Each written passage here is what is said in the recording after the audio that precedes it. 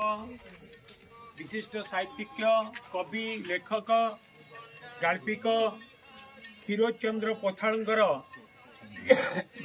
88तम जन्म जयंती यही उपलक्षे आमे तांको गाँव रे आमे समस्ते एकत्रित होइछु, तांको घरे आमे एकत्रित होइछु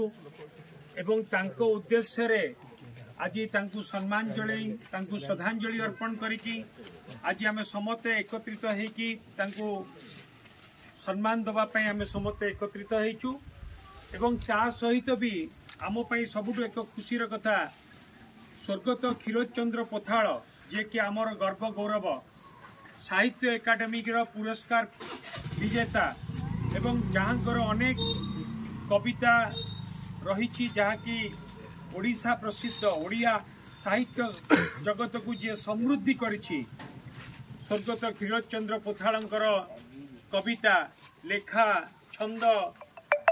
तांकर जी धर्मपत्नी से आज आम सहित उपस्थित अच्छी आमे समस्ते तांको आमे सम्मानित करिबा।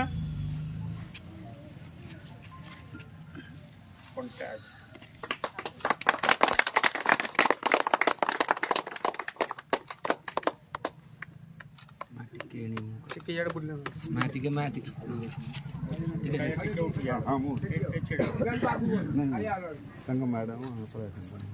पुआ बहु शाशु